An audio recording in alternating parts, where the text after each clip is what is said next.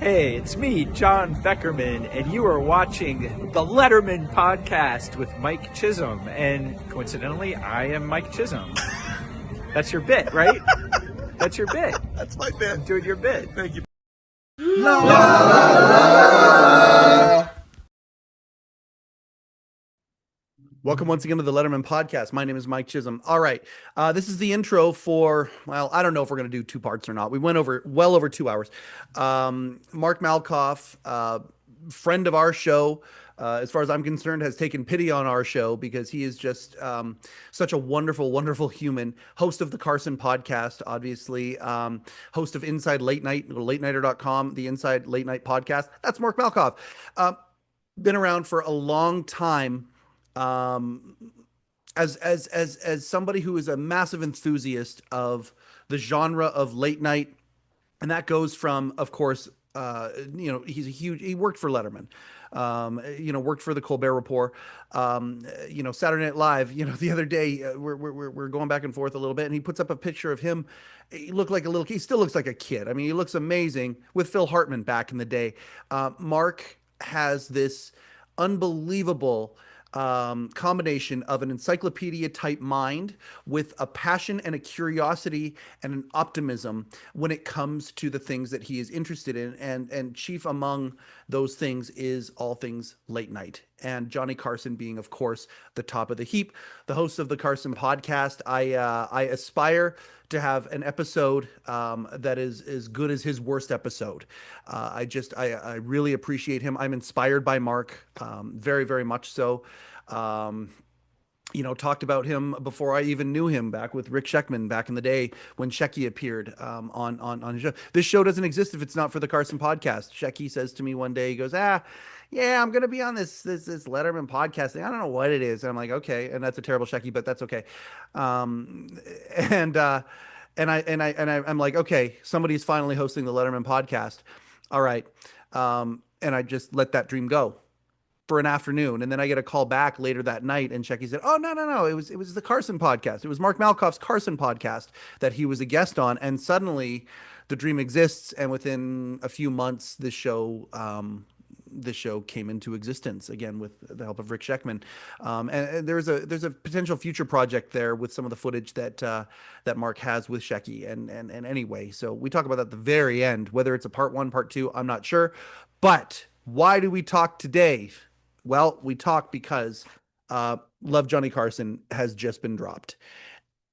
Anybody who loves anything to do with, whether it is Letterman, whether it is the genre of late night television, whatever it is, I cannot endorse this book more. I put it up there with Bill Carter's books. I put it up there with Last Days of Letterman by Scott Ryan. It is like, I have so many accolades that I can give to this book, but the number one is going to be how optimistic it is. You talk about this show as a celebration, right? We don't talk about the salacious stuff. Not that Mark leaves out any of the negative things that could be perceived, negative things that happen. And I can give plenty of examples. He doesn't leave any of that stuff out, but I believe that a lot of the books that have come out on Johnny Carson over the years, and many of the narratives, paint Johnny in a picture that is sometimes a little more less than perfect than it needs to be. This book corrects that. And he sources it. There's 40 pages of citations in this book at the end of the book. Okay. It is very, very, very well researched. And not just that, accounts from the people who knew Johnny best, many of them who worked with Johnny every single day, and they talked about Johnny Carson. The blueprint for everything that exists in late night right now is in this book. The stuff that's been created since then, a lot of the breadcrumbs were led from the things that Johnny Carson did back in the day. I was surprised so many times by details in this book. Some Letterman things. There's a lot of Letterman in this book. A lot of details. One example being the idea that before Dave kind of came under Johnny's production company and NBC put the holding deal on him, Westinghouse was negotiating to have Dave go on opposite Johnny Carson back in the day. Like, I'm talking, there's crazy details that are in this book that I don't know have been put out in other productions of the narrative of Johnny Carson, and this book does it justice. They call Johnny the king of late night TV.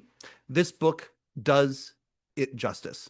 Okay, it is so good, and the fact that Mark, he knew it was going to be a long one with me, because when I get excited about something, boy, I really get into it, and I really got into this book. Highly recommend it. If you want a signed copy, I'm that guy, right? I'm a memorabilia guy. I love that stuff. A signed copy, you can get them at the Astoria bookstore. Go look on the website. You can find them there. Available where every books are sold. Try and support your local bookshop. I just say that as my wife and I are authors. We appreciate the fact that Amazon exists and it's so convenient. But at the same time, if you can support your local bookshop, go ahead and do it. I'm getting a hard copy. He also just finished recording the audio book, which I'm very excited about because it's going to sound to me like a Carson podcast. If you have been lucky enough to know what the Carson podcast is and to know Mark and to hear him, this book is written in his voice, and you can actually hear it throughout the book. It's very, very good. I cannot endorse it enough. Mark has all sorts of stuff going on. Please go and if you can share the book, that would be great. I don't know why, he's not on The View promoting this book, but he, in my opinion, should be. It is so good. It's so thoughtful. It does justice to one of the giants in all of entertainment, dare I say, even pop culture during his time. Johnny Carson was a giant. This book does it justice. And yeah, I hope you enjoy my conversation with Mark Malkoff. All right. No pre-interview here whatsoever. I am jacked and excited about this, Mark. Now, I don't know. Have we hit? I guess it's probably still for you the calm before the storm when it comes to you doing press for this thing and you talking about this, about your book, Love Johnny Carson. Here it is. I've been talking about it for weeks. It's phenomenal. Everybody needs to go. Everybody who likes late night at all, past, present, whatever, needs to go out and get this book. Is this the calm before the storm for you, or are you already feeling tired and from the pre-press? I felt tired for the last 4 years writing it, so it's nothing new. Just I feel like this enormous weight that I wanted to get the story right, and then now it's the weight where I just want people hopefully to know about it and read about it. And there's just so much noise out there, and the title "Love Johnny Carson," it can go a bunch of different ways how people interpret that. But I mean, there's so much, as you've read, so much Dave Letterman in it, and so many other people that were guests on it. So I'm just trying to get the word out as much as I can. But yeah, it's not. I'm not sleeping well, but I don't usually. Do you hate the book yet? You know what? I'm really happy with the book, and I'm grateful. I'm grateful for David Ritz, who did Paul Schaefer's book, who worked with me on this. And no, I am excited about it. I am. I want people to read it. I hope they like it. It's like my goal with this. One of my goals was just as much new stuff as possible that I didn't think the reader would know. So it's maybe 30% my Carson podcast, and maybe 40, but most of the stuff are things that people I don't believe will know, and a lot of exclusive stuff, and yeah, so forth. I phrased it wrong. I should have said, "Are you sick of the book yet?" Because I mean, my wife and I wrote a book, and we did a little, like I'm talking, a little bit of press when we wrote our book 5 years ago, and at that point, you get into the just like when you're driving down the road, there's the worn spots on that road where the tires, you don't really even need to steer the car because it just goes. And you have these little sound bites that you talk about over and over and over again to people. And I just wondered if that's happened for you yet. I don't want it to happen today. I do want to go into a deep dive. I don't want you to just be saying the same things over and over and over again, but there's going to be a lot of that as you get the message out about this book. I'm going to ask a couple of, process questions first, because the book itself, okay, well, there's a couple observations I want to make first, right off the cuff. Sure. We talked about this. We were on Jay's show the other night, the late night playset. We were on that show the other night, and a couple of the observations that I wanted to say for today, I did kind of let out there. First off, This book here, we talk about the late shift. You and I are bonded in our love for Bill Carter and the works of Bill Carter and that book. This book here feels a lot like it was written, and when it ends, the late shift begins. It really does feel that way, simply because of the way that it was formatted. It was written similar to the way that Bill Carter wrote The Late Shift, in the sense that the tone of it, written kind of like a thriller, an optimistic thriller, though. It was written in such a positive way, with so many amazing details that people might have literally been lost to history, were they not meticulously collected in your head and in all the information that you've gathered over time. Um, I guess my question is, was it your intention to write it with that tone from the beginning? My intention was just to tell the truth and to present it in a way that would be most succinct and easiest for the reader. I mean, we David Ritz and I went back and forth. David Ritz, a lot of times his style is these short paragraphs, and we talked a little bit about going out of sequence, but I definitely think in terms of the finished book, with everything pretty much in order for the most part, I do think it works. I'm happy with it, but just the fact that you even mentioned Bill Carter in the late shift in the same sentence as Mark Malkoff is a huge compliment. I'll take it, but I am really happy with the book. I mean, the book is, I think it's like 130,000 words. It's 400 pages or something, 50 pages or like a little less than of citations. So yeah, a lot went into this. Let's talk about the citations for a second. I think it was when Yeah, I received it. I think one of the first impressions that I got from it, I flipped through it really, really quick, just looking at it. 40 pages of citations at the end of the book.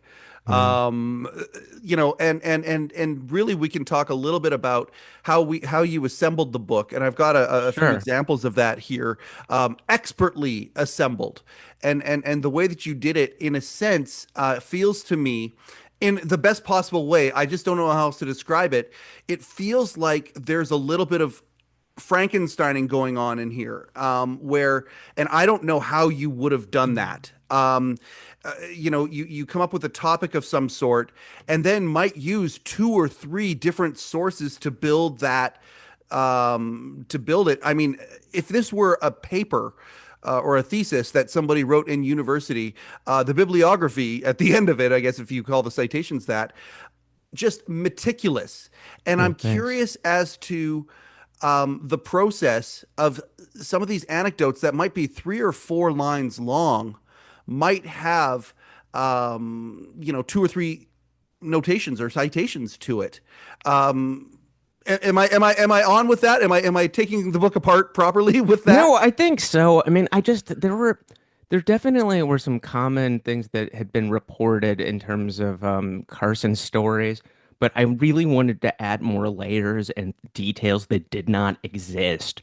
So yeah, I mean, I just dug as I mean, I get obsessed with things sometimes, and um in a positive way in terms of my interest, in terms of like something like late night, for example, and Johnny Carson. And I just wanted to find those nuggets of newness.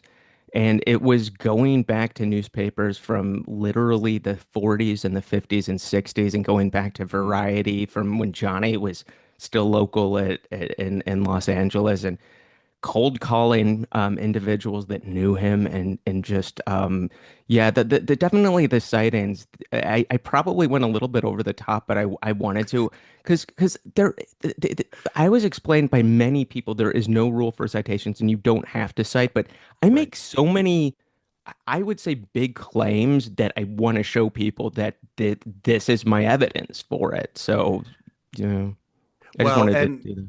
Yeah. and now we're unraveling it a little bit here. I love how you started the book. And I mean, again, this is just my impression of it. You start the book where you kind of, I don't want to say take shots. What you do is you just explain the narrative. Okay, if somebody were to go out and get educated on Johnny Carson by reading the materials that are available out there, you get a certain slant. And I mean, there are some people when they write books, they enjoy going down the path of the salacious and taking maybe the negative. I mean, all people have positives and negatives. Nobody is perfect, and there are some people when they'll write a book on somebody who is, iconic, what they will do is they will take some of the negative and they will make that the focal point, thus distorting who the person was. This is my impression, especially after reading your book. It certainly has been solidified. But I mean, there was a lot of stuff that's out there. And at the beginning of the book, you kind of throw out, hey, this is out there about Johnny. This is out there about Johnny. This is out there about Johnny. And then for the next 300 and something pages, you basically, in my opinion, at the very least, create a fair balance, but at the most, you actually dismantle some of these things that are out there. Was that the intention from the beginning? My intention was to tell the truth, and I talked to 400 plus people, and I was really shocked, especially in the beginning, how many people gave me this other picture. Bill Murray was talking about the Belushi book, Wired by Bob Woodward, and Murray was saying it's like he got this so wrong. And all of Belushi's friends, I read the Woodward book back in the day, Wired, and Belushi does not come off as a friendly person. And his friends and everybody I've ever talked to that knew him said he was loved him. People loved him, and you would not from reading that book know that. And I, from talking to the 400 people, overwhelmingly, the reason it's called Love Johnny Carson is because so many of those people that I spoke to said, I love Johnny Carson. And they would just give me this completely, not, he's not cold and aloof. And if he was cold and aloof certain times, there were reasons. I mean, people would grab him by the arm in public and say, "Hey, come say hi to my friends." And the FBI had to protect him because, I mean, Mark David Chapman, who assassinated John Lennon, Mark David Chapman had a short list of people. If it wasn't Lennon, and Johnny was on the list. I mean, it was constant people climbing over his fence in Bel Air, trying to get at him, sneaking into NBC with knives and guns. So he just had to protect himself, and even people he knew were trying to get to him and use him. And it was just he had this a small circle of people where he felt comfortable with, and they all will say the same thing, that when Johnny felt comfortable with them, he was this almost the same Johnny you would see on the Tonight Show. That was Johnny. You can't for 30 years be on top and not have that be your personality. Yeah. Yes, he was in control so he could hide. He was very shy, but the cold and aloof thing was more of self-preservation, many people say. But they constantly, people would say he was very close to not or the same Johnny that you would see on camera, which I think shocks people, and it goes completely against the cold and aloof thing that Johnny would joke about just because the media made him out to be like that. And they made him out to be JD Salinger or Greta Garbo in retirement, this recluse. And it was like, no, he's out with his writers at lunches. He's hanging out with Bob Wright. He's all over the place. And it just didn't really make sense. I mean, people said he disappeared after his final show. I'm like, no, he had 2 more years till May of '94 where he did The Simpsons, the American Teachers Awards, Bob Hope's 90th birthday. He showed up to get the Presidential Medal of Honor from George Bush, George Herbert Walker. He did The Simpsons. He did a cameo on Letterman too. One which was the pre-tape with the tire with Paul and Dave on Stranded to the Road and Johnny drives by. Another one where Peter Lasalli, I think the day of, finally talked Dave into doing at this CBS Television City, that brilliant walk on with Larry Bud Melman. And so he was out and about for 2 years solid. So at 94, he got to the point where he's like, I think this is enough. But he was able to walk away where some people like Regis or Don Rickles needed it up until they passed away. They just needed the attention of the audience. And Johnny was able to walk away and said, I just want to, this is the best work I'm ever going to do. And I don't want it to slip. And I give him a lot of credit. Yeah, and I appreciate that answer very, very, very much. I think to go back to the idea of J.D. Salinger, Greta Garbo, whatever, that moniker was thrust upon him by others, and you have confounded that beautifully.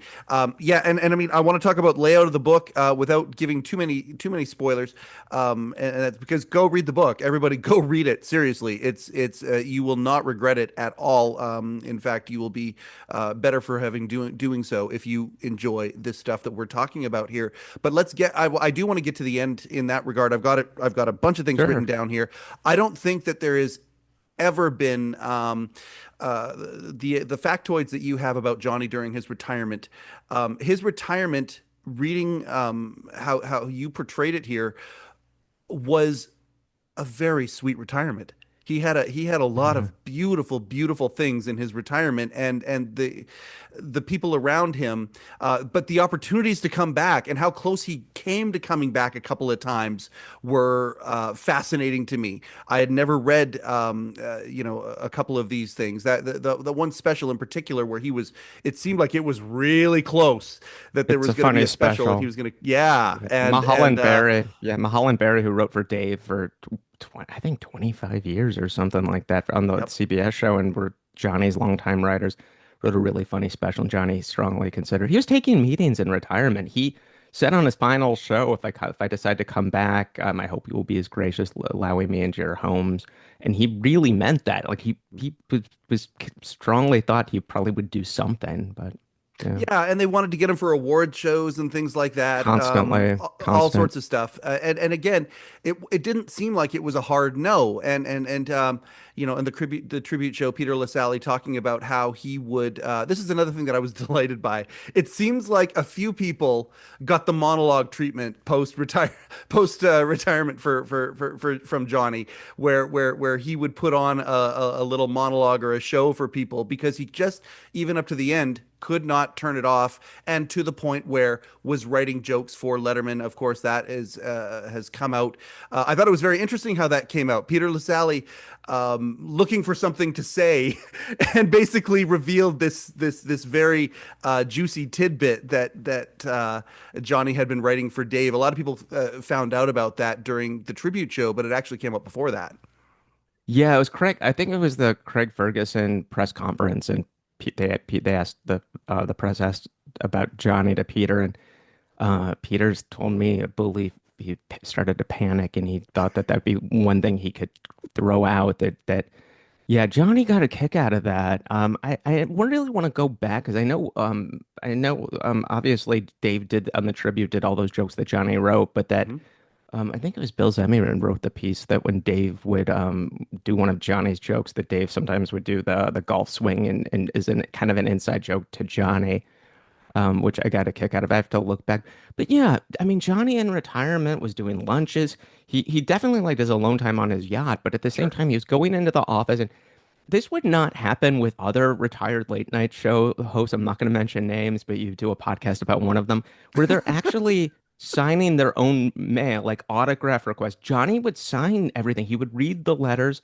He would dictate, answer specific questions from fans. He would sign everything himself. Helen Sanders, his assistant, said, I never signed any correspondence, and everybody, unless, there was something off about the letter, for the most part, would get a response. And Johnny would sign autograph requests. He would sign letters. And I wish I would have known this. It never occurred to me. I would have written him in retirement that he would be that accessible. It never made sense. But that's very Johnny Midwest about somebody writes you a letter, you get back to him, back to them. But Johnny, even during the 30 years, if there were sometimes letters where somebody upset at a joke or there was something, he would just call up the person. I mean, he was way more accessible and more such a Midwestern person at heart, even though he was, the king of television and one of the most highly paid entertainers in the country. Yeah. It's funny. I have I don't know if I should tell you this off camera or not. What the hell? It doesn't matter. The part that you just Yeah. said there, I actually have that written out. Um, I have it written out. I'm writing a letter to Dave. I haven't written one Oh, in a wow. while. I did Nice. at the beginning of this show here. That's when I got the pictures signed and all that stuff.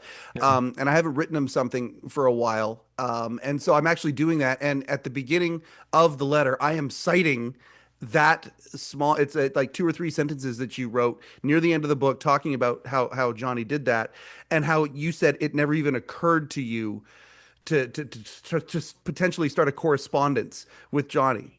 At, Yeah, that's right. Yeah, he was writing people back. I mean, Dave, I don't think it's any secret because he mentioned it to Jason Zinnemann in the book that, I mean, Jason had that canned ham autographed by yeah, Dave, and that's they would do that. They did it at the NBC show.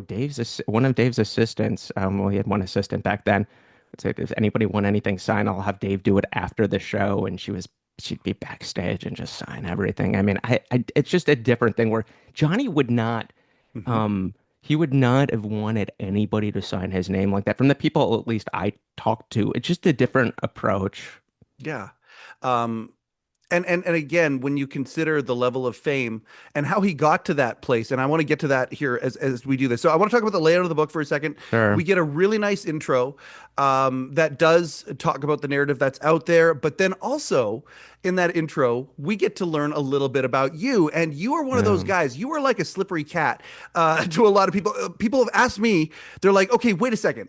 Like, how has Malkoff done all of these things? How has he worked for Letterman, worked for Colbert, done the Carson podcast, done these stunts and all these sorts of things? How has he done all of these things in his life and whatnot? You actually do a really nice little intro about yourself. I'm curious, was that difficult? Oh, I didn't want to do it. I I was mean, gonna say, my David Ritz insisted, the publisher that I talked to, yeah, they were like, we want you to do this. I struggled with this in the Carson podcast as well because I really feel it's not about me. I didn't want the book to, I don't know. Well, some people really love that. Like I know that there's certain people that were interviewed on their like, why don't you do an episode of the Carson podcast and have somebody interview you? And I'm like, it's yep. not about me. So I felt that, but talking to David Ritz and the publisher, they talked me into it, and I did it. It wasn't my favorite thing to do, just because I just again I don't want to take focus, but at the same time I know that that if it helps and they think it will, just for the readers to know where I'm coming from and how I got into Johnny and the approach I took with the book and where my I just think where my curiosity lies, and that I did this podcast for so long. Because I mean, some people know about the podcast, like it did well, but there's still, I mean, most people do not know about it. And just talking about my whole journey and mission with, Peter Jones, who did the American Masters, Johnny Carson in 2012, which Dave Letterman was in, Hmm. and Peter was the one that I told my idea I was going to do a generic podcast because I was too scared to do one about Johnny Carson. And he's like, you have to do this. He told me after I recorded an interview with him, Peter, and it was like just like the sea that parted. He's like, I called him the next day and I was like, Peter, that meant so much to me. We had this really connection, this bond. And I was like, who do you think I should have on the podcast? And he's like, well, do you want Doc Severson's cell phone number? Do you want Carl Reiner's home phone number? Do you want Angie Dickinson's email address? And it was just like I've done a lot of these projects with my curiosity where it's like you're just breaking down walls to get to the one success and persistent, and it's just perseverance. This thing from the beginning, the seas parted, and I am so grateful. I've only had that happen maybe a few times in my life because I've Hmm. my whole career and just everything has just been following my curiosity. And this was something that just, yeah, it was the timing and just, I don't know.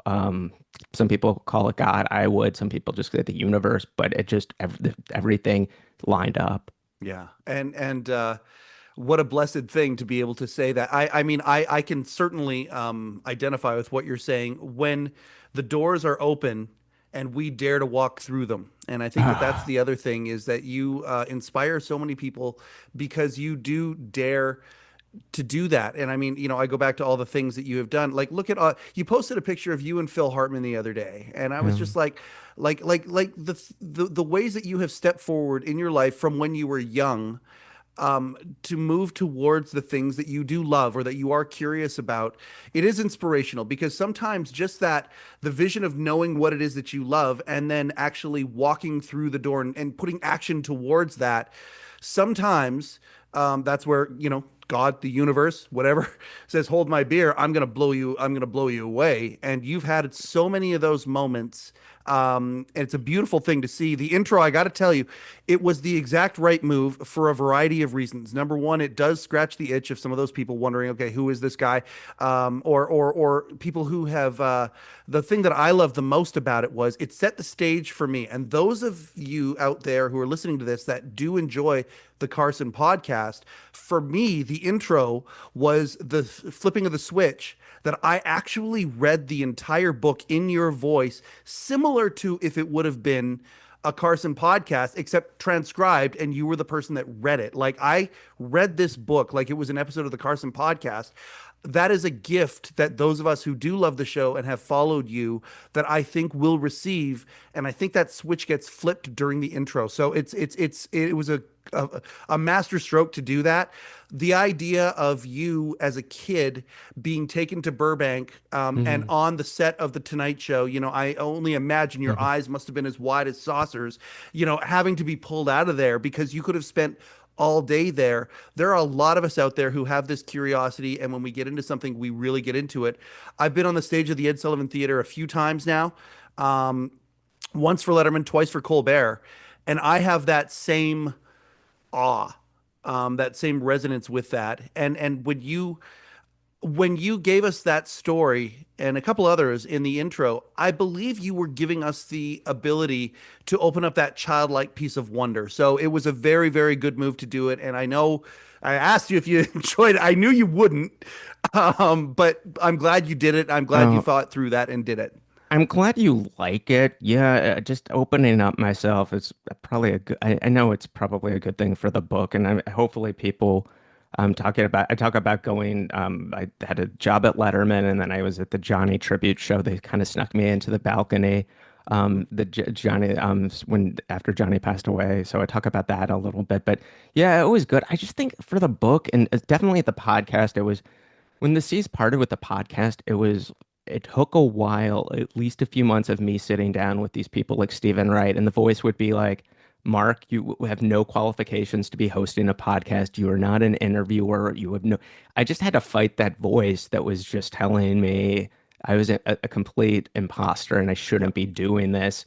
And it just took me a while. My listeners were really, really good with their feedback. They were completely clear with what it was, but they were at least polite about it.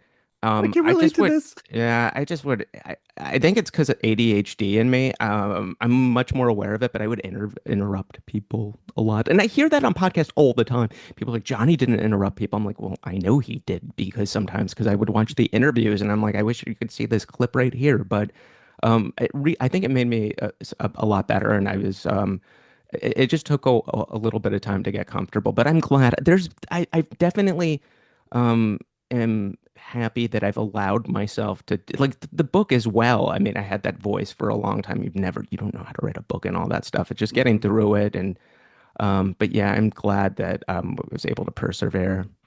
I can relate to everything that you just said. Yeah. A lot of vocal people, very, very, very blunt in how they, Oh yeah. it's the whole thing of, is it an interview? Is it a conversation? Shecky and I talked about this, actually, even just like even shortly before he left this earth. Shecky and I talked about that. It was like the idea that a conversation, when you're at a coffee shop with your friends, and you're having a conversation and you're all in that flow state, and it's that place of friendship, that place of connection.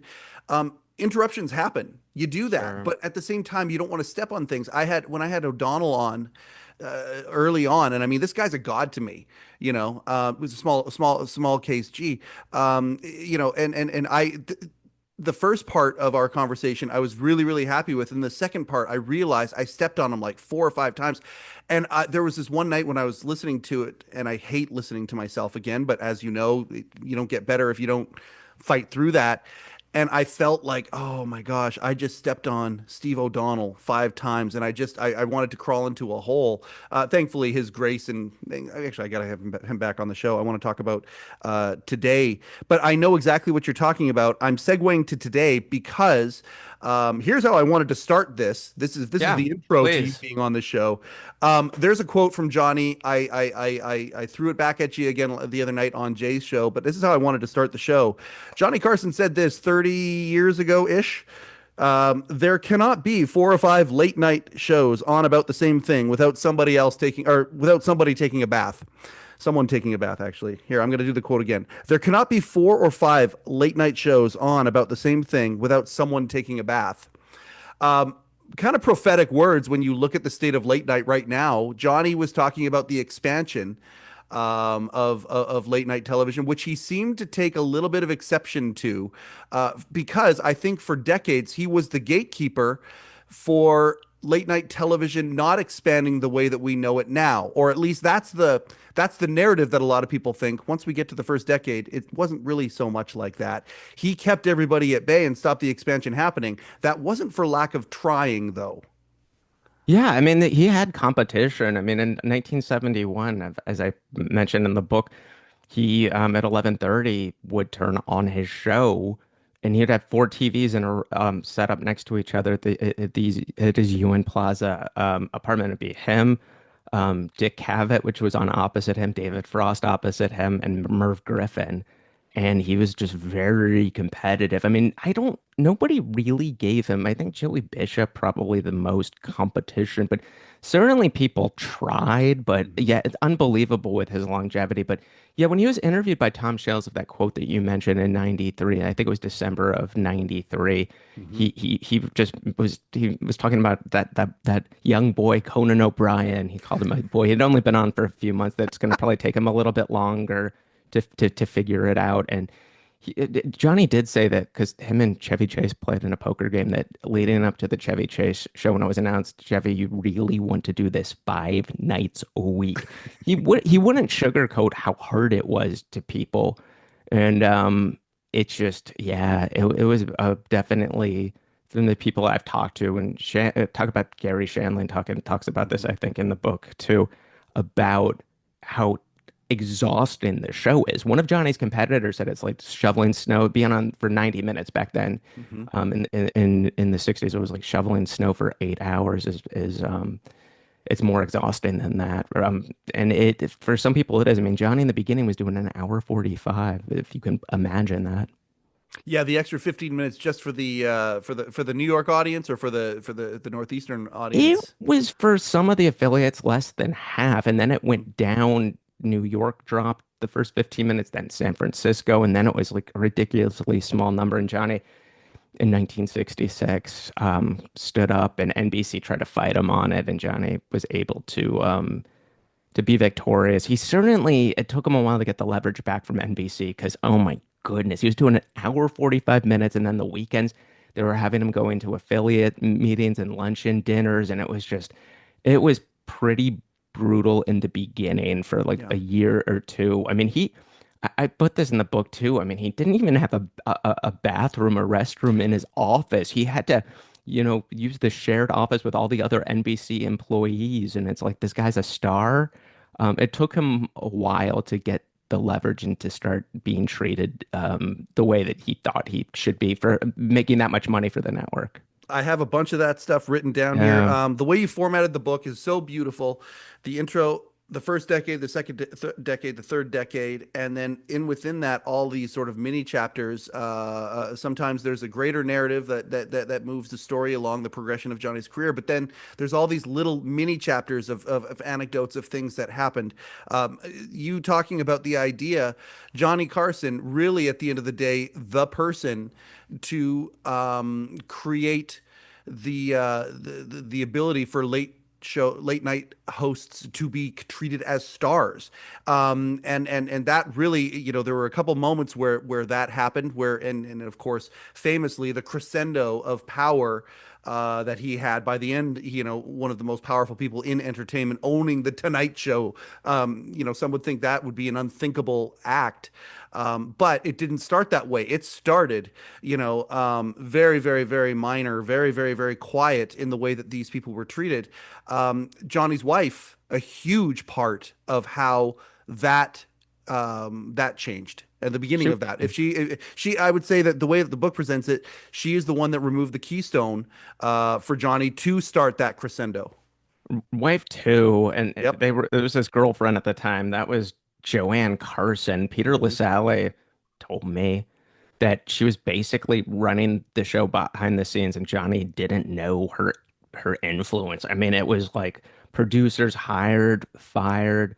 Yeah, she was the one that I talk about this. I don't. Johnny wasn't aware of it, to my knowledge, that Dave Tebbutt was the vice president of NBC, and there was this guy, other guy, Mort Warner, and Joanne knew both of them because Joanne had been in entertainment herself, and got them to go to a Friars Club event. They were doing a roast of Gary Moore, who was a big TV star back then, and Johnny crushed it, and she knew he would. But it was all set up by Joanne to try to get Johnny to take the Tonight Show and be offered. And the first time that they offered him, he turned it down, and then it made Joanne look bad. And she really had to talk him into it. And she was in the front row for, I mean, for at least for like every night for at least a few months. Hmm. Um, in that audience and just so supportive and just everything was about Johnny. But yeah, she's the one that convinced him in '67 that to go on kind of a strike, that NBC had violated their contract, that Hmm. according,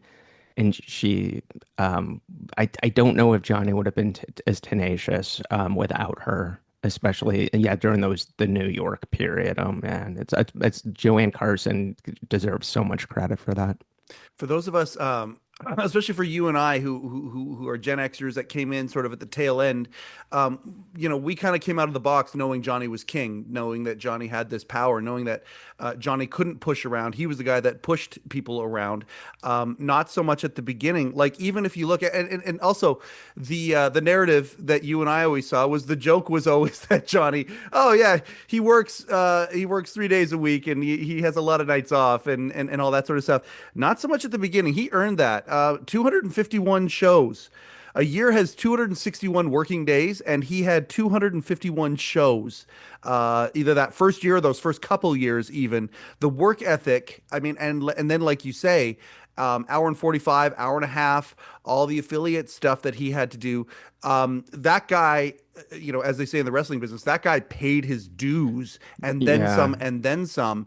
And I'm wondering, like, he probably needed somebody like that behind him, who had not just had his back, but a vested interest and had this mission in life to elevate and to promote and to push him forward. The team behind him, extremely important, especially in those beginning days, because these people were not treated like stars. In some Yeah. in some respects, they were treated like stagehands, to be directed here and there. And the idea that Johnny Carson was treated that way at the beginning, I don't think that's something that a lot of people realize either.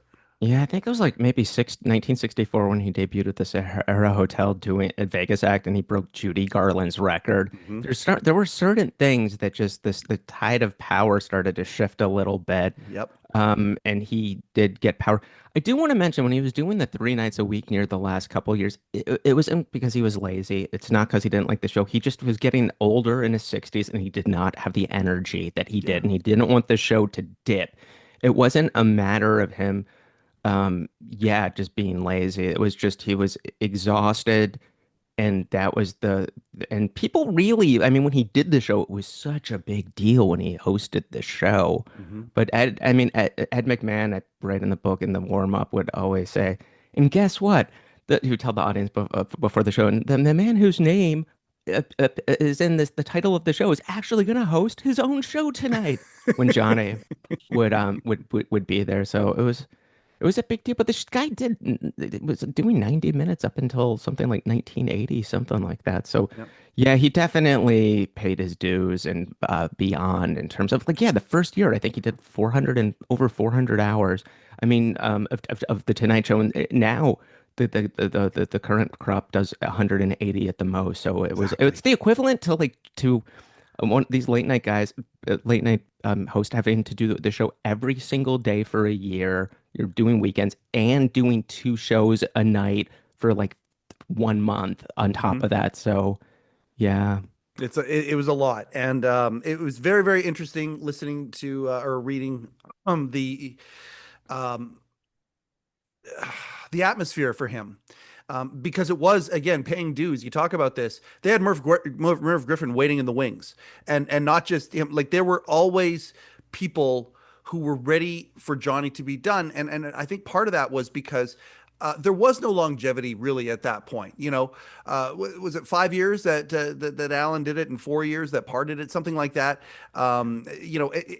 There was no longevity, and the people thought, "Oh my goodness, that's a long time for these things."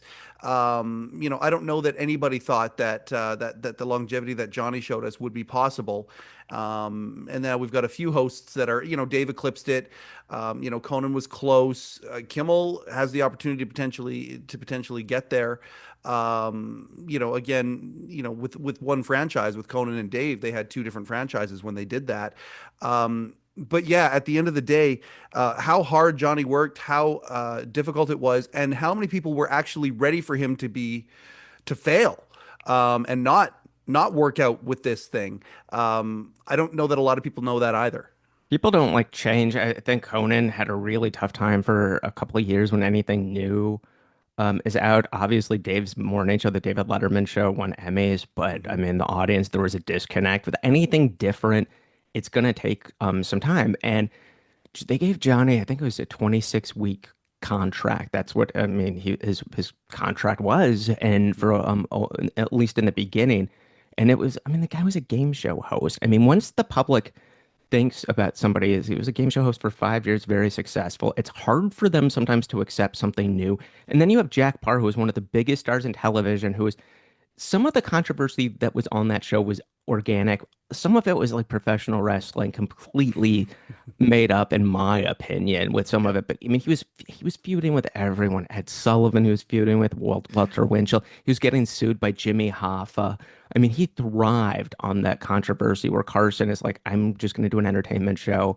And just if the controversy organically happens, like once in a while it would, like with Jim Garrison, who from New Orleans was a lawyer who went on the show, and I believe it was 68 around there to talk about the JFK. He was one of the first, I think, to say there was a conspiracy, and they had him on, and that was some controversy. Johnny said that was good controversy, but he just didn't want to do what Jack did, and people in the beginning missed it. They called some people, critics were, this is bland, this is boring. People would write into the newspapers that this was a mistake and we want our Jack back. There were all these rumors that made the press that NBC was going to bring Jack back at least like one night a week or more to take Carson off. But thank goodness they gave him some time to figure it out. You always need that, yeah. And I'm grateful that we're talking about this. It was like Carson was fighting off a lot of people with a machete, and again, some of these things that you're talking about here. Now I do have a ton of comparisons with Dave and Johnny, and hopefully Absolutely. as we go through this, because there's a lot of things Absolutely. that I think a lot of people won't even realize. But one comparison that I would like to make between Johnny and Jay Leno was the idea that back then with the four TVs, not as easy to do that back then, by the way, as it is now. Very difficult. You gotta have a pretty special cable package to be able to do what Johnny did. The idea that he was looking at what the competitors were doing and wanting to make sure that his show had the best of everything in the exact right alchemy was something that he did. That's something that Jay Leno did as well. He was unabashed in saying, no, we want to be number one. We're going to take, if we got to take elements from Letterman or staff from Letterman or things like that, we're going to do that. If we've got to lean into a story like the OJ trial, and that's going to give us that edge, we're going to go ahead and do that. Johnny, I would say that is something that is very similar to Johnny Carson's mindset back then. Johnny, and he struggled with this. He would talk about just being overly competitive. It would show up in his tennis game, but just he took it, and I think he would acknowledge it a little too far. I mean, he couldn't enjoy playing even a board game and losing. I mean, he would just be. so upset. So everything, especially the show, for him to survive for 30 years, definitely, and especially when he got that the power back from NBC, just to protect it at all costs. Yep. Yep. Yeah. And to own the show. The other thing that you mentioned there that I think is important, a lot of people don't realize this, right now with the current atmosphere in late night television, they're talking about, Jimmy Fallon. He talks about, I don't even know if he mentioned Carson by name, but he's at the Tonight Show, really likes to stay away from the polarization. And I can see why he would frame it the way that our culture is polarized right now. I totally, totally get it. But back then, let's not homogenize the fact that, Johnny Carson. I make people mad all the time. I compare Rogan to Joe Rogan to Johnny Carson sometimes, and people do not like when I do that because he's a polarizing name. But the idea that there's a couple of comparisons. Number one, the Rogan bump is similar to the Carson bump. You make one appearance on Rogan, and suddenly your entire stand-up career can be booked for the next couple of years, because based on that one performance. Johnny certainly had that power. Another thing, though, Johnny did have, while he didn't necessarily throw out his political affiliations, he had a metric ton of thought leaders, but also thought provokers, people who were considered controversial in their opinions, and he would give them the opportunity to have a voice on that show. A lot of people back then. Yeah, all the time he would have people on that he would agree with that he really didn't feel like he could take a stance. Definitely Gore Vidal, Hmm. Joan Baez, even though that there was an incident with the two of them where they kind of got into it. But yeah, there definitely Paul Ehrlich, who wrote a book about the population control and would get death threats, and it was like they got so many irate people. Some people were positive, as probably split, but so many people were irate that Johnny had this guy on because population control, especially back then, very controversial. I mean, Johnny had the head of the Church of Satan on, the head of the NRA, Madeline Murray O'Hare, one of the dubbed the most hated woman in America. She was an atheist, and to be an atheist back then, especially, was for mainstream, and it wasn't you didn't have that as much back then, so it was a big deal, and he gave people voices. I mean, definitely he would Harry Belafonte, giving Harry Belafonte a week in 1968 to have anybody he wanted, and Belafonte said, really, anybody? Said, yeah, whoever you wanted. NBC was terrified. I mean, he booked Martin Luther King, and NBC's Yep. like, you're not going to talk about racism, are you, or anything depressing? And it's like, no, we're going to talk opera.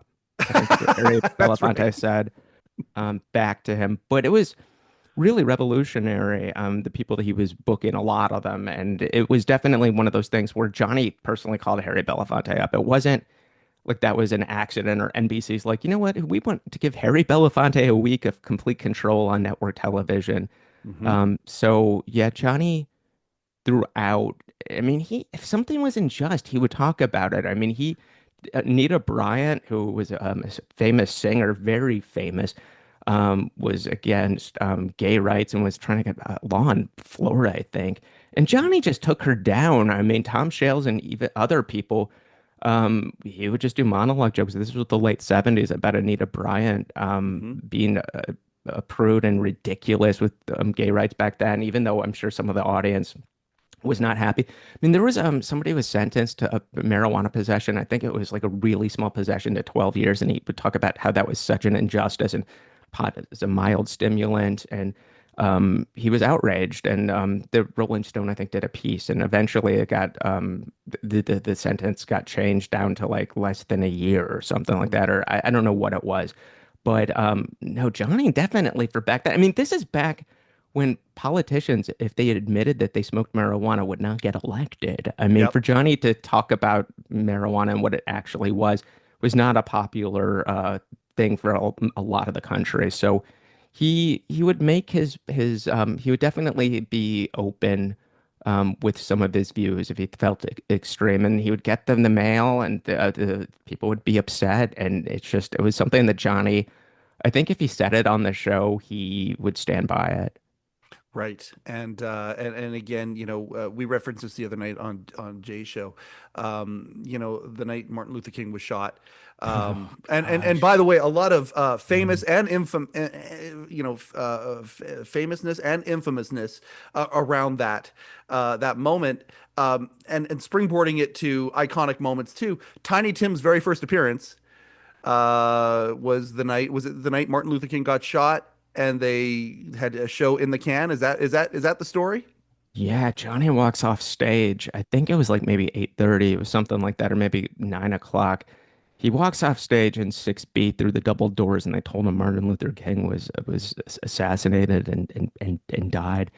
Carson was really upset. I mean, obviously the nation was, but it was one of those things where he just couldn't believe it and watched the news with everybody.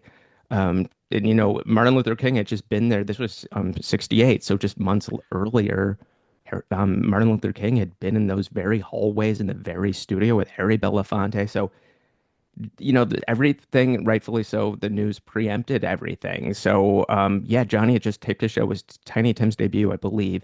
And Johnny never thought in a million years that NBC would be foolish enough to broadcast the show at 11:30 or 11:15, 11:30 at that point, I guess.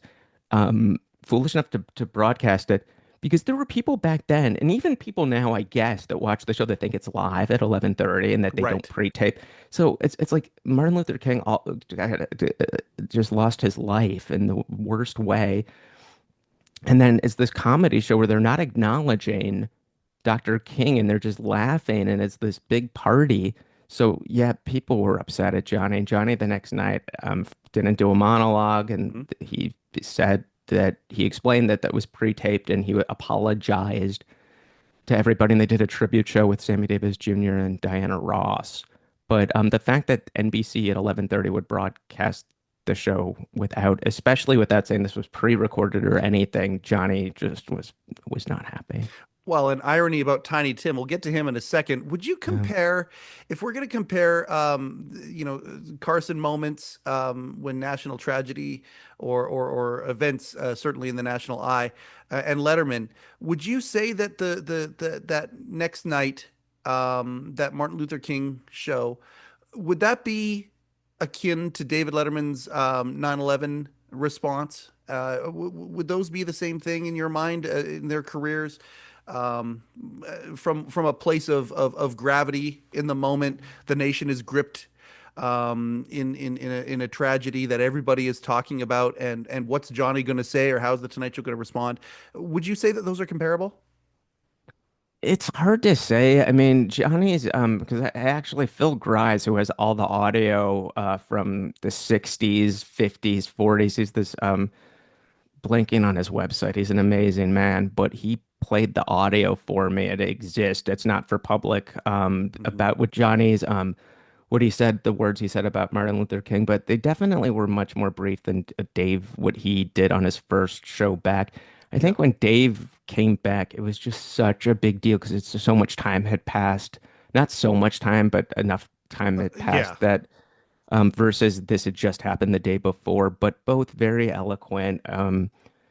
Yeah, I mean, I really wish that the clip existed for the public for the Martin Luther King what Johnny said, but he was always really good about those things. Like when his friend Robert Kennedy was assassinated. I mean, they lived in the same building at the Hmm. UN Plaza. They were friends. Bobby Kennedy would swing by Carson's office at NBC, and a couple days later, after that, they did a tribute show without an audience with it was a panel There's a panel. talking Yeah. about RFK. I think Johnny was very good at those things when he needed to, and he realized what he, as a broadcaster, his responsibility was to his audience.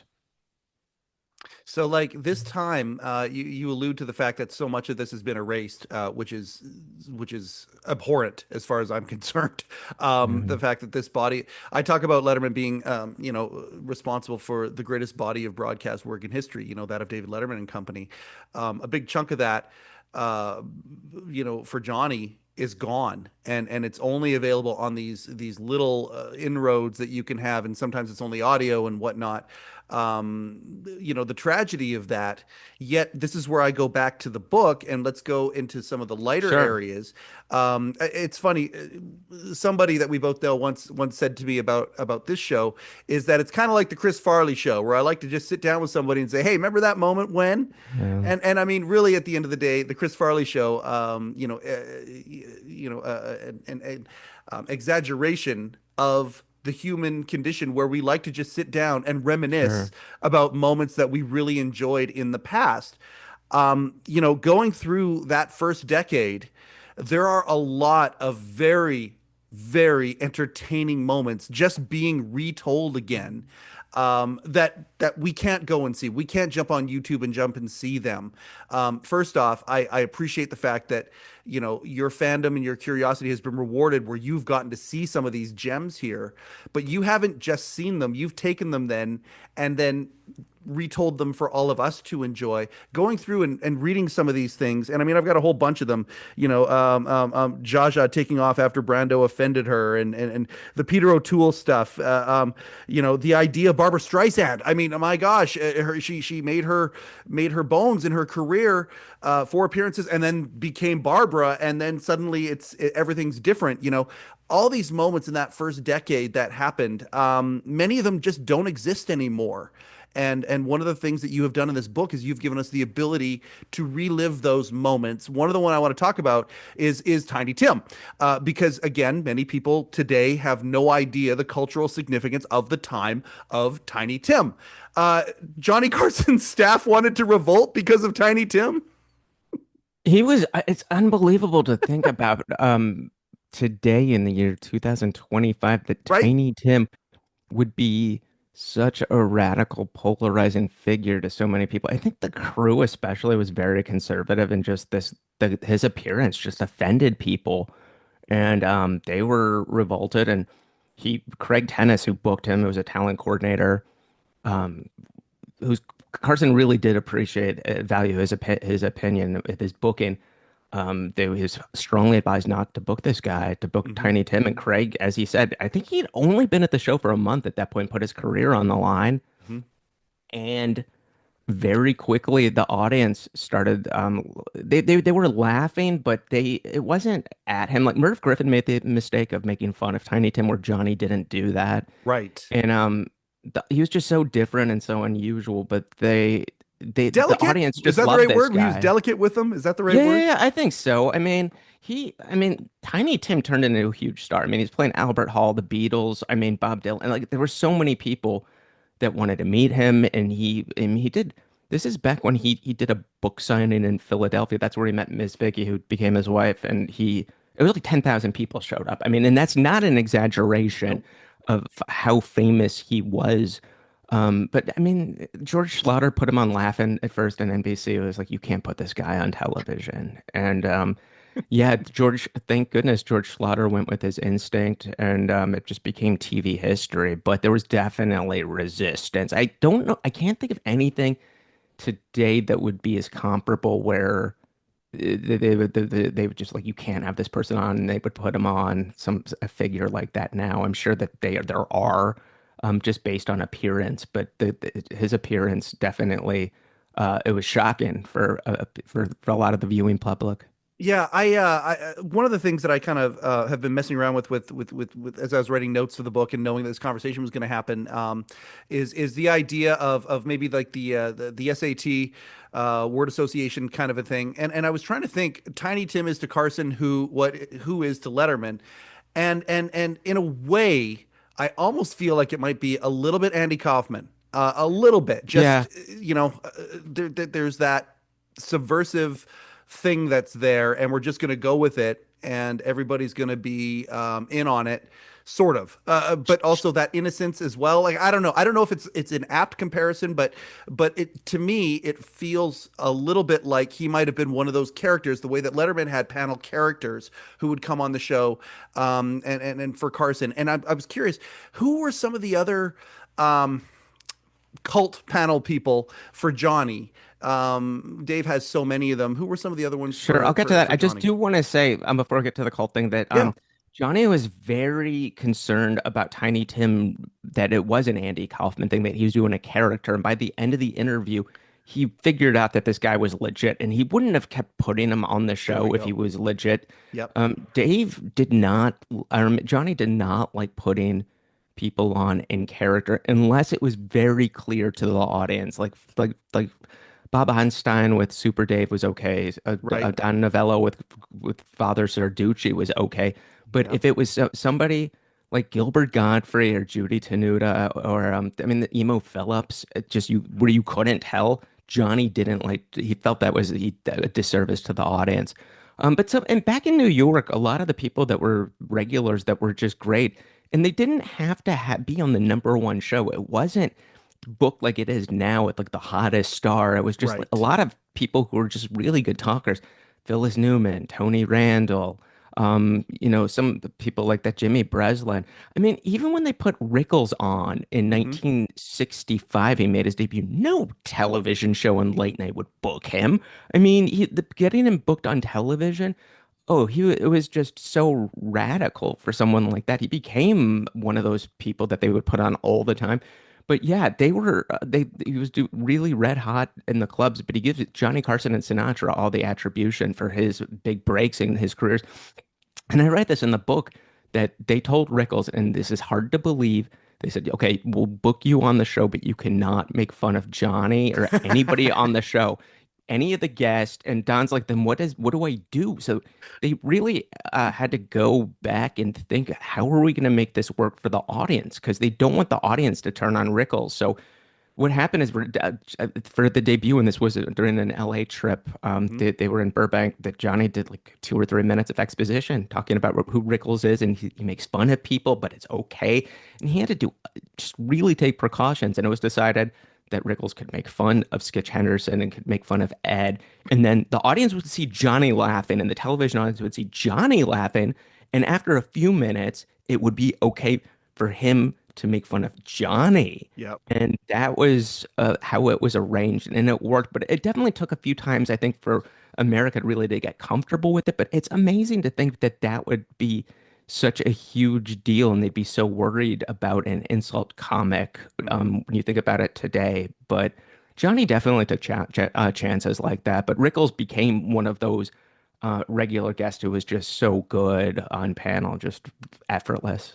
Yeah, Buddy absolutely. Hackett, A couple of yeah, these comparisons that we were talking about here, between sure, Carson and Dave, and of course Dave emulated much. These yeah. comparisons are exist because Dave has been so unabashed in talking about Johnny and the influence that he had on him. But there are some that people may not again realize. Early on in Dave's career, of course, everybody talks about the stunts that he would do. Early on in Johnny's career, that for a second, Johnny did stunts. He did a whole bunch of Yeah, stuff that he that did. that would be considered Letterman-esque, but Johnny did it first back then. Yeah, he was doing stuff Dave never would have done, like jump out of a plane, hot Yep. air balloons that I know of. I mean, he played with the Yankees. Dave did a little bit like that, but yeah, Johnny was, doing what you'd think what Dave would have done, which was be at Indianapolis Motor Speedway and Yeah, racing driving the with car. Yes. Parnelli Jones. And I talked to Mario Andretti. Yeah, he would do these outrageous demonstrations that some were a little bit dangerous.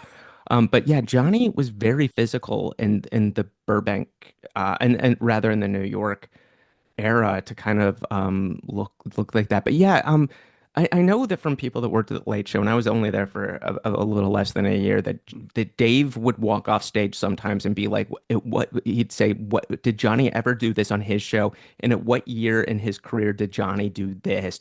And he was, yeah, very on that, very hands-on in terms of always how would Johnny handle this? Sure. And then we can switch the dice to another number here Sure. for a second and go, okay, but then there's also legacy pieces. You talk about Rickles that Carson leaves the air, and Rickles, of course, appeared on other shows too, but then went over, and Tony Randall again. These are some of these people that appeared many times on Carson, and then the bridge was built, and then they would just appear. on Letterman in the way that they would back in the day. And there's so many examples of that as well. Charles Grodin, some of these other people who just Letterman just continued the legacy of Johnny. I always use the Godfather example. Johnny's Vito and Dave is Michael, and I really like that as a comparison because in some ways it was a continuation with some of these legacy players from the Tonight Show. Yeah, I mean, Rickles, I think, only did the and Dave's NBC show twice, and Newhart only maybe did it twice. Exactly. But But then they yeah, went I on mean, Late Show and they yeah, became all the characters and did a yeah. complete, And yeah. it was wonderful. Yeah, Dave was very loyal. I mean, definitely, I know the CBS booking Sandra Bernhard they only had her on once, and I do miss. I get why at 11:30 you want to play more to broad, I guess, but I definitely miss the RVP car. I think did the show once. Did he do it maybe more than once at CBS? I thought he It only did wasn't it, if it was more, it wasn't or did he it was not? a I'm not yeah. sure. Yeah. But yeah, I kind of missed that. The show became something else. But yeah, definitely your Amy Sedaris's and people like that were just wonderful with Dave. And just if you can get somebody like that where it's a night off for the host, Hmm. it's like winning the lottery.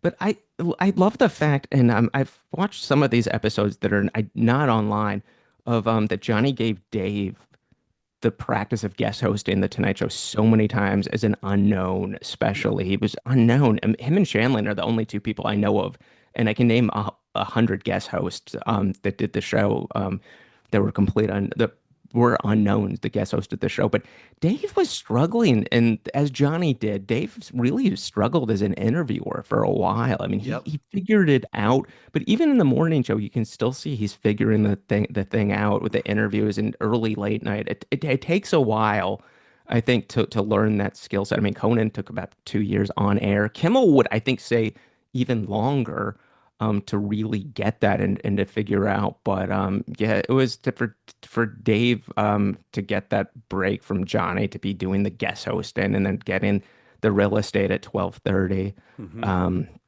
is Yeah, the amazing. idea of being able to Yeah, do anything he wanted to do there sure. without the pressure of things.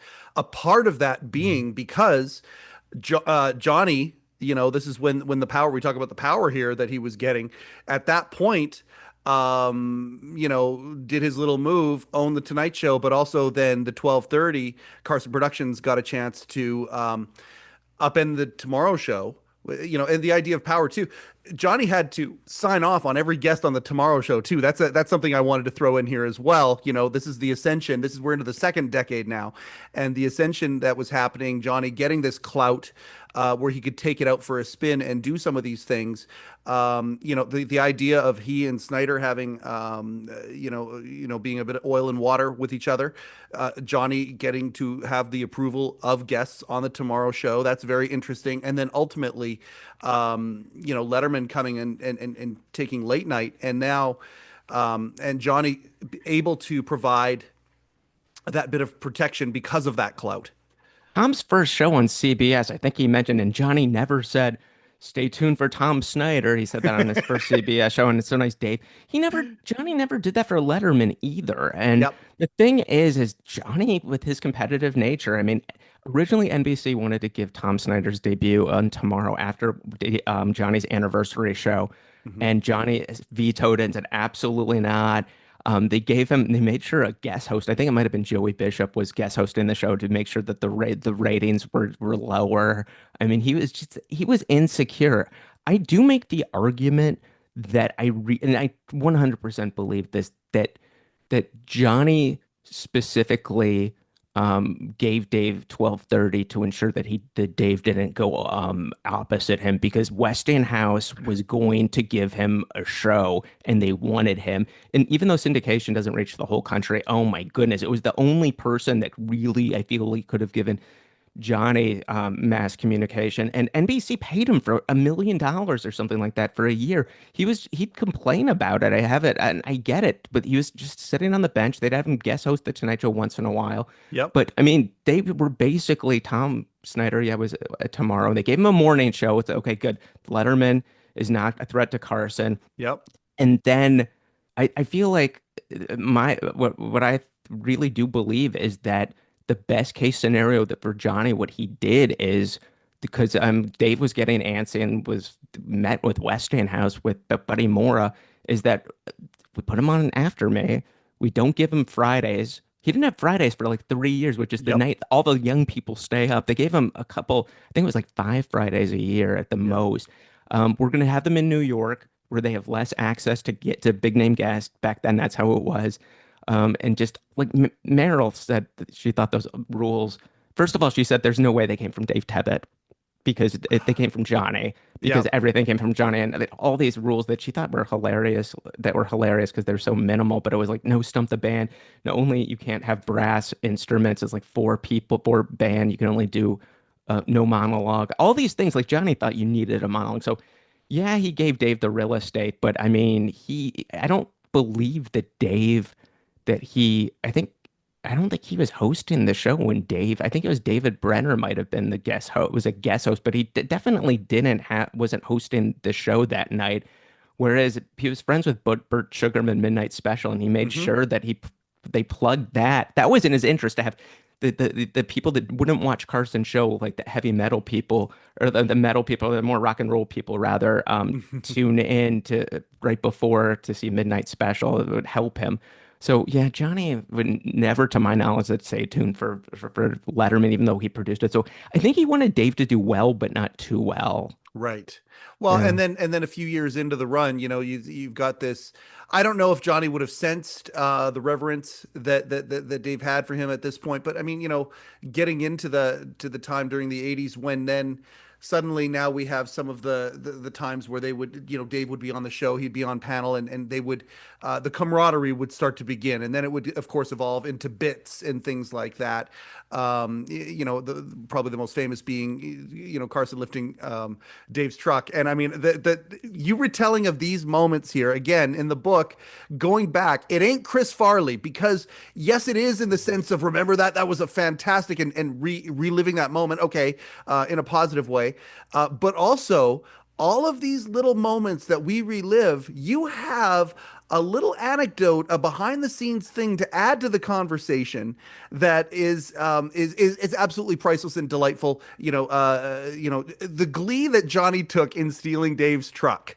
I could feel the glee in you retelling the story, and it was such a Yeah. beautiful little moment, and that's a beautiful example of these anecdotes that you talk about in the book, and you bring real life and joy to it because of the behind the scenes. How many people have told you the different vantage points of that story, and now it's so well rounded that again, it's better than anything that's ever been put out there by anybody else. Oh, that's nice. I wanted to know how all the magic tricks were done. Where I say magic tricks, is like how was that done in terms of did Dave know about it ahead of time? Hmm. Whose idea was it?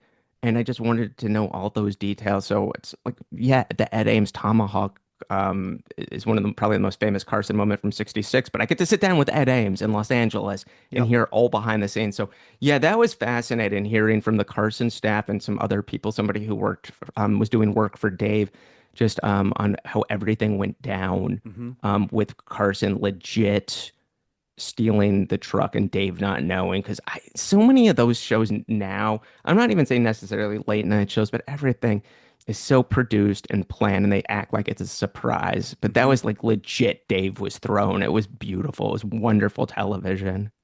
Absolutely. And I mean, there's so many little moments like that. Again, comparing the late night hosts now have this camaraderie and whatnot was not like that with Dave and Jay and these shifts that have happened, the ups and downs. The story of Steve Allen and it was I think I have it right. Allen and Carson, they made a prank call to Jack Parr. That's right. Prank phone call That's to Jack exactly Parr, right. right? You think about Yeah. prank phone calls and whatnot, you think, oh, that's Letterman's thing. There were antics that happened that directly influenced Dave's mischievous nature on the show. I think they just leaned into that mischievous nature a little bit more, but it's not like it was completely foreign to Carson.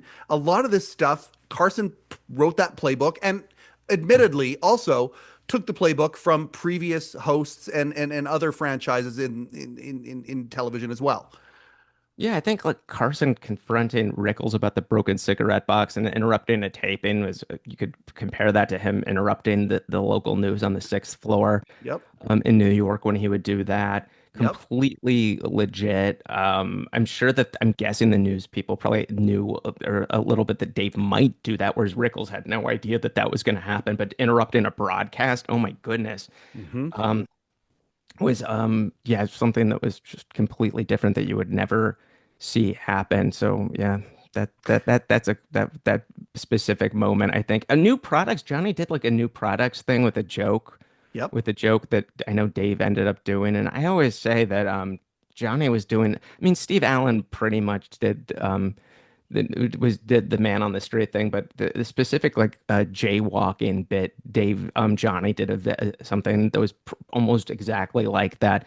But he was such a polite guy that he kept saying, you know, we're not making fun of these people. We're not making fun of these people. And but it was very jaywalking, which became Jay's signature piece on his Tonight Show.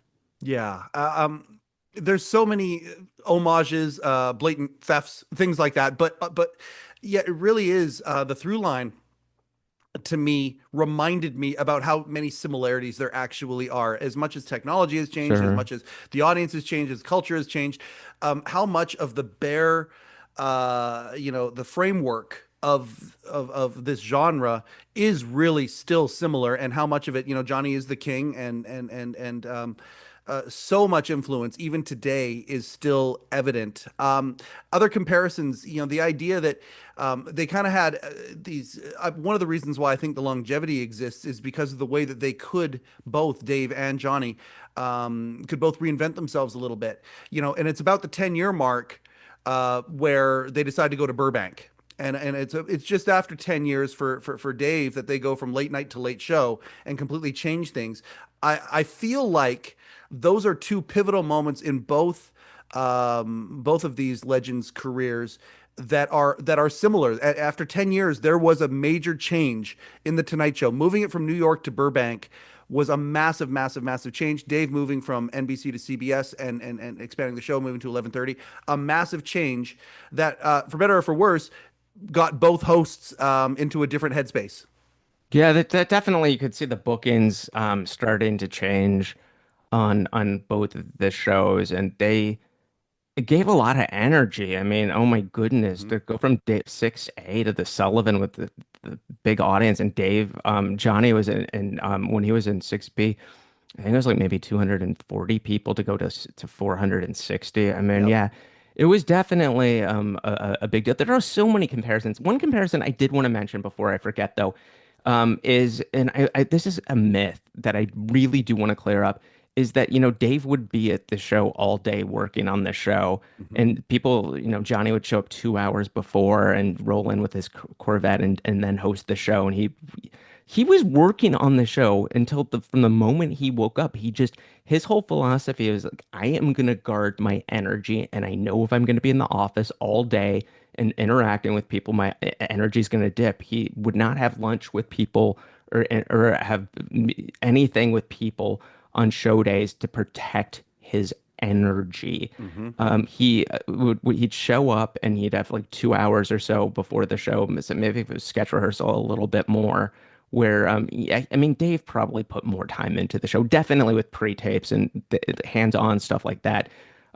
But yeah, Johnny, it's not like he was just rolling in and phoning the show in. He was obsessed with the show. On even on weeks off, he'd be calling Fred DeCordova, guest host. People would be guest hosting the show, and Newhart said that once. Yeah, the phone rang and it was Johnny calling DeCordova in the office just with just an idea and stuff. It was an off week, and Johnny just couldn't turn it off. Hmm. Another myth that I want to throw out there again for both hosts. I think that we live in a time where people like to take the lens that we currently see and they like to apply it to previous generations, previous times, and then start lampooning things. Sometimes fairly, perhaps, but many times unfairly. The idea of elevating women. I look at Worldwide Pants and how many women have elevated to places of power. Was it the writers' room? No, not necessarily. That wasn't the hill that they were going to climb over, perhaps. But at the end of the day, a lot of women had positions of prominence and power within the Worldwide Pants organization. Still to this day, the flagship show of Worldwide Pants is the Barbara Gaines show. Okay, here Mm, we go. mm. Johnny Carson, same thing. A lot of elevation of women to prominent positions, and elevation of women and women's power. Johnny was a big supporter of that, and I don't know that he gets the due for that. New York on the staff, not so much, but I think in Burbank it's shifted. Definitely some of the talent coordinators, like Shirley Wood, was unbelievable to have a Mhm. position at that point. At that, Johnny's talent coordinator, who was very influential and was with him for over 20 years.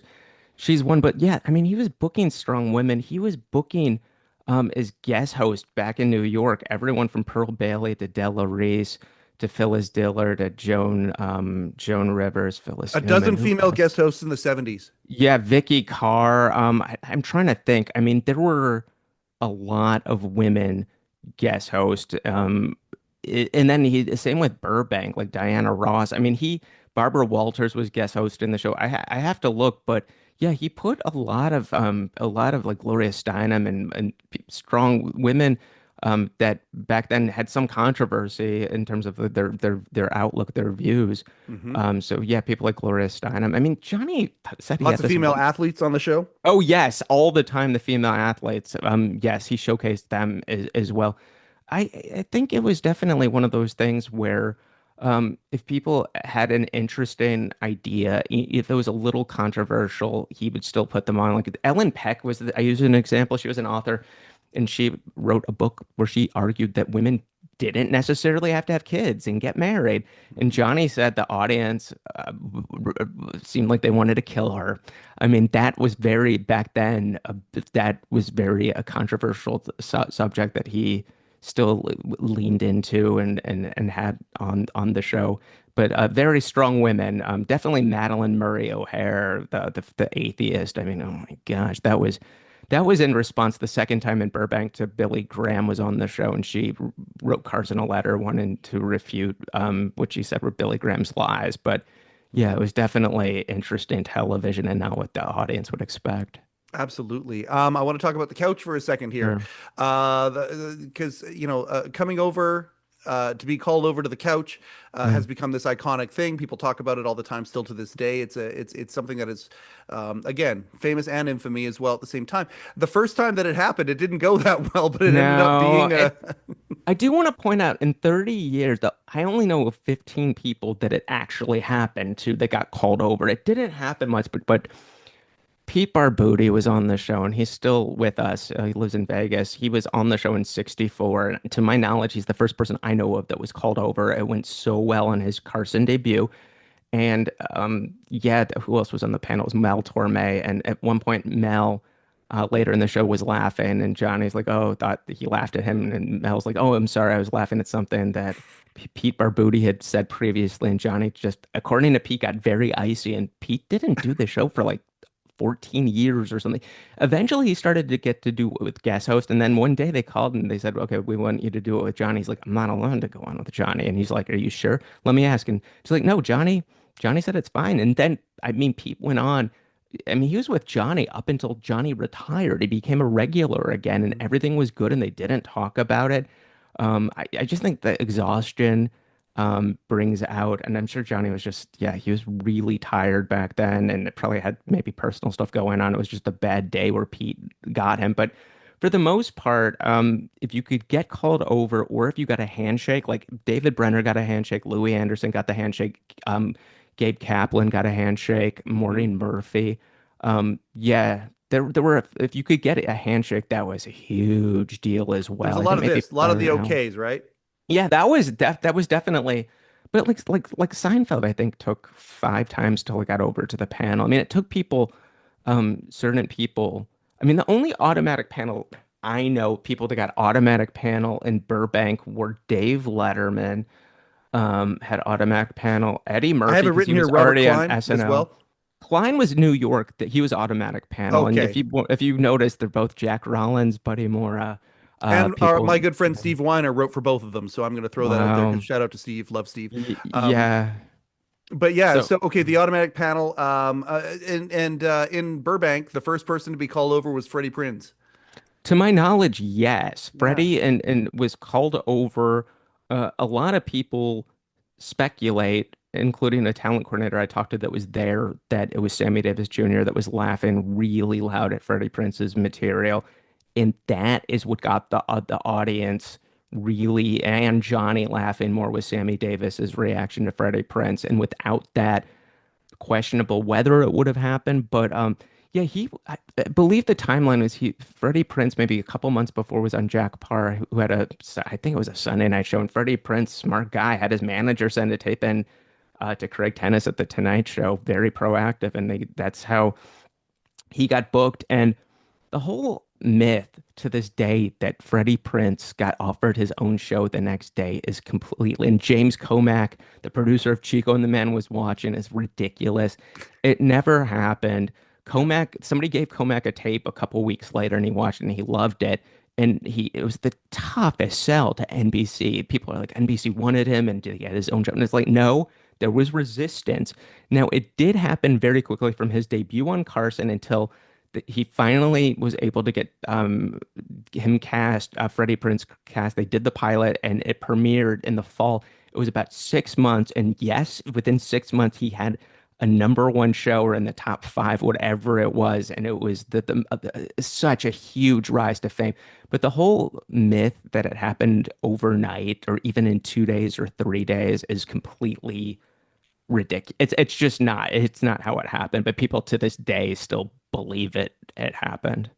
Just like the Zsa Zsa thing with the cat that never happened. Yep. I love the myths that you do pop in the book here, because you give them their, like the Zsa Zsa kitty cat joke is funny, and it's, again, lived in infamy.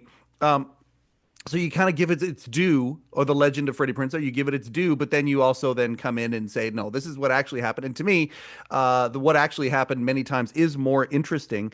I got a couple of little potpourri here, comparisons.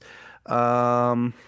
Yeah, let's do that. Okay, so Letterman, everyone, the stereotype of that, the exodus of David Letterman writers to The Simpsons, wasn't just Dave.